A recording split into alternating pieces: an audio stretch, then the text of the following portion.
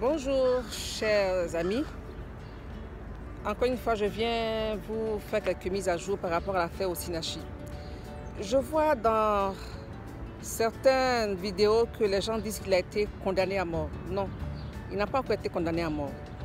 L'avocat général a déposé une plainte contre lui, une plainte qui comporte 23 chefs d'accusation dont l'homicide volontaire qui est passible de condamnation à mort par pendaison. Mais ce n'est pas encore une condamnation, c'est une accusation.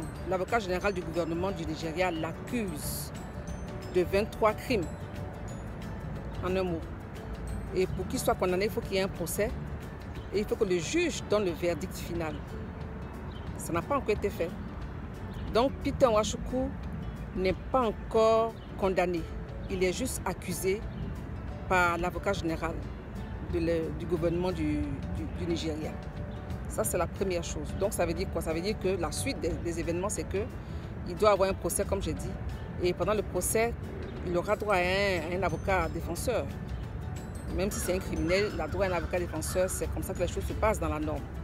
Et l'avocat défenseur, s'il arrive à annuler le chef d'accusation d'homicide volontaire pour certaines raisons, s'il arrive à convaincre le juge que ce n'était pas un homicide volontaire, il est fort possible que Peter ne soit pas condamné. Donc, il y a des gens qui déjà se réjouissent de sa mort, mais non, il risque d'être déçu. Il risque, je dis bien. Il y a 50% de chances qu'il soit condamné effectivement à mort et 50% de chances qu'il ne le soit pas du tout. Parce que le procès n'a pas encore eu lieu et le juge n'a pas encore donné son verdict, comme je l'ai dit. Deuxième chose, c'est la date des obsèques d'Osinachi.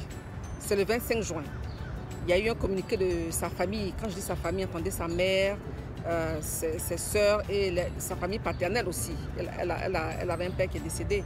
Donc, c'est tout ça qui considère la famille biologique d'Osinachi, la famille d'origine. Donc, ils ont fait un communiqué disant qu'elle sera enterrée le 25 juin. Mais la particularité de cet enterrement, c'est qu'elle ne sera pas enterrée chez son mari comme il y a de coutume chez les Ibo. Chez les Ibo, quand une femme est mariée, qu'elle meurt, on l'enterre chez son mari. Mais là, on va l'enterrer chez son père, comme une femme célibataire. Pourquoi?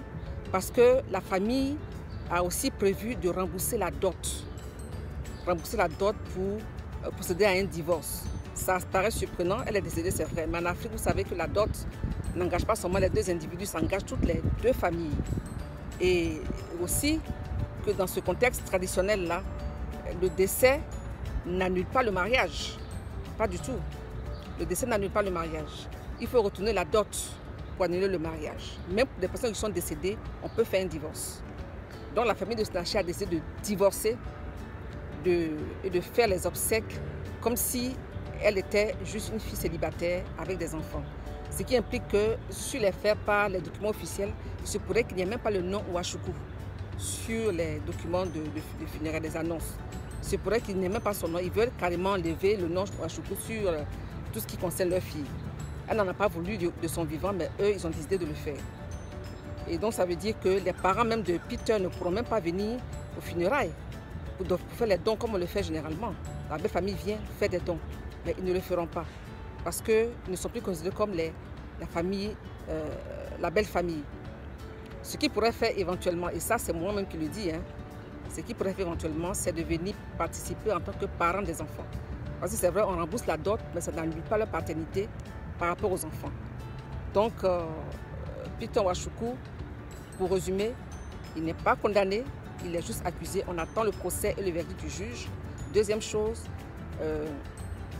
Osinachi sera inhumé le 25 juin, contrairement à ce qu'on a vu sur les réseaux sociaux qui présentaient des vidéos de son inhumation. Tout ça, c'est faux. C'est le 25 juin qu'il sera inhumé et elle sera inhumée chez son père plutôt que chez son mari, comme il est de coutume, parce que sa famille a décidé de faire un divorce, à rembourser la dot pour le divorce. Voilà en gros quelques informations brèves. On attend donc le procès au fur et à mesure des informations que j'aurai. Je vous ferai le point du procès, de tout ce qui se passe là-bas lorsque ça va commencer.